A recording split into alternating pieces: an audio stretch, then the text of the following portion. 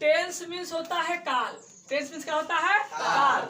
अब tense means काल होता है किसी अवस्था को या किसी की आदत को या किसी की घटना को बताया जाए जिसमें टाइम हो और वर्क हो। टाइम हो और वर्क हो, उसे टेंस कहा जाता है। इसमें क्या होगा सर जी? टाइम होगा और क्या होगा? वर्क होगा। वर्क बोले तो सर जी वर्ब होगा। देखिए अब टेंस कब नहीं होगा, कब होगा? मैंने बोला कि चीनी मीठी लगती है। चीनी मीठी लगती है, चीनी मीठी लगती है, तो ये सर जी खाली यूज रहा इज आर एम का। क्या यूज रहा? इज आर एम का यूज है। ये होना या न होना को प्रकट कर रहा है, यहाँ कोई वर्ब नहीं है। जैसे मैंने लिखा चीनी मीठी लगती है, अब ये ताती से कोई मतलब नहीं है। चीनी मीठी लगती है, यहाँ होना या ना होना इंडिकेट कर रहा है।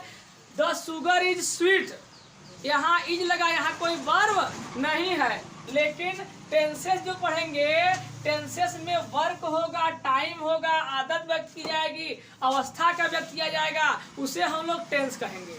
क्या कहेंगे? टेंस कहेंगे। और टेंस कितने प्रकार के होते हैं? वर्ब पे डिपेंड करता है टेंस। तो टेंस कितने प्रकार के होते हैं? 3 प्रकार के होते हैं। मेनली टेंस कितने प्रकार के होते हैं? 3 प्रकार के होते हैं। प्रेजेंट टेंस, पास्ट टेंस और future tense. Present tense, past tense, future tense. Present यानी वर्तमान काल।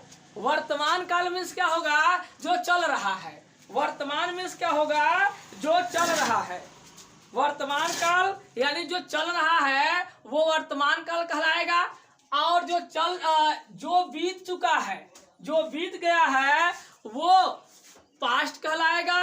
और जो आने वाला है, जो आने वाला है, वो फ्यूचर कहलाता है। तो सर जी जो चल रहा है प्रेजेंट, जो बीत चुका है पास्ट, और जो आने वाला है फ्यूचर। और इसके सर जी 4 रूप होते हैं। सभी के 4 रूप होते हैं। याद रखें, कैसे याद रखेंगे? ये है दद्दा। दद्दा के 3 लड़के हैं और उनके जो लड़के हैं उनके 4 पुत्र हैं। दादाजी टेंस है, दादाजी को 3 पुत्र हैं, प्रेजेंट, पास्ट, फ्यूचर। और इनके 4 पुत्र हैं। इंडिफिनिट, इंडिफिनिट के बाद कंटिन्यूअस, परफेक्ट, परफेक्ट कंटिन्यूअस। ऐसा ही इसमें होगा, indefinite, continuous, perfect, perfect continuous. Indefinite ऐसा ही सेम हो जाएगा। तो यहाँ पर देखिए हम लोग को पढ़ना है पहले प्रेजेंट टेंस। कौन टेंस पढ़ना है? Present tense. प्रेजेंट टेंस को हम लोग पहचानेंगे कैसे? इंग्लिश में कैसे पहचानेंगे, हिंदी में कैसे पहचानेंगे? दोनों को जानने के लिए जो प्रेजेंट टेंस होगा, प्रेजेंट टेंस की पहचान हमारी हो जाएगी। पहचान क्या हो जाएगा? पहचान हो जाएगा जिस हिंदी वाक्य के अंत में ता है, ती है, ते है या किसी की आदत व्यक्त की जाए। मैं पढ़ता हूँ, ये मेरी आदत है, मैं पढ़ता हूँ, या ता है, ती से इंडिकेट किया जाए, या किसी की आदत को व्यक्त किया जाए, किसी की अवस्था को व्यक्त किया जाए, वो कौन टेंस कहलाता है? प्रेजेंट इंडेफिनिट टेंस कहलाता है। प्रेजेंट इंडेफिनिट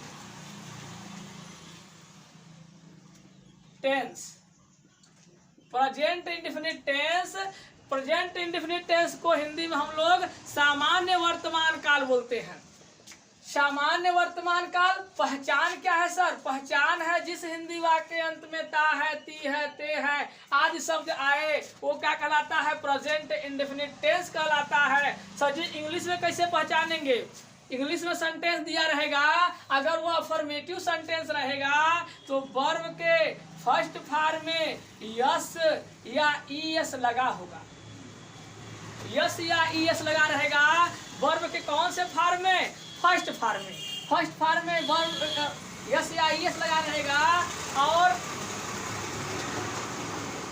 जब प्यूलर होगा तो वर्ब के फर्स्ट फॉर्म में यस या यस नहीं लगा रहेगा, सिंगुलर में लगा रहेगा, प्यूलर में नहीं लगा रहेगा। एक दो एग्जाम्पल देखेंगे, एकदम बढ़िया से समझ में आ जाएगा। कैसे बनाएंगे, इसका स्ट्रक्चर क्या होगा।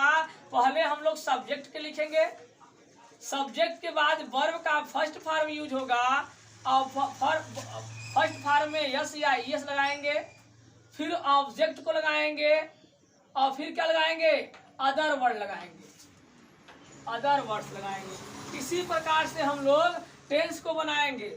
एग्जाम्पल एक देते हैं, राम आम खाता है, राम आम खाता है। तुम लोग बाजार जाते हो, बाजार जाते हो।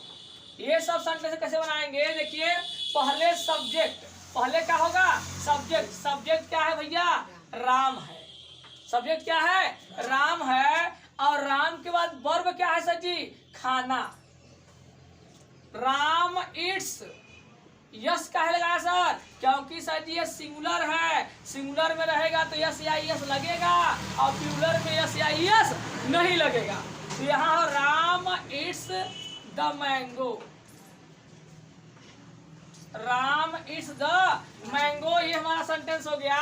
ये प्लूरल सब्जेक्ट है। अब प्लूरल सब्जेक्ट में क्या नहीं लगाया जाता, वर्ब के फर्स्ट फॉर्म में यस या यस नहीं लगाया जाता। तो यहाँ क्या हो जाएगा, यू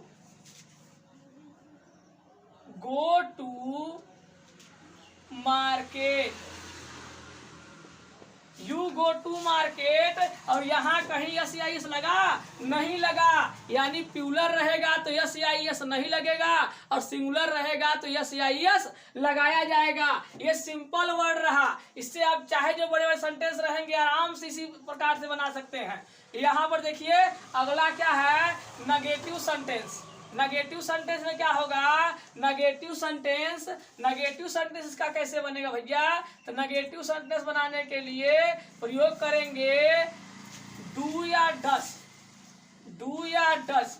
कहाँ से जी डू लगेगा, कहाँ डज लगेगा, सिंगुलर के साथ डज लगेगा, प्लूरल सब्जेक्ट के साथ डू लगेगा, उसी के साथ नॉट लगाएंगे, उसी के साथ क्या लगाएंगे, नॉट लगाएंगे। स्ट्रक्चर क्या होगा इसका, सब्जेक्ट होगा, डू या डज होगा, फिर नॉट का प्रयोग करेंगे, फिर वर्ब का फर्स्ट फॉर्म लगाएंगे, ऑब्जेक्ट लगाएंगे और फिर अदर वर्ड लगाएंगे, अदर वर्ड लगाएंगे।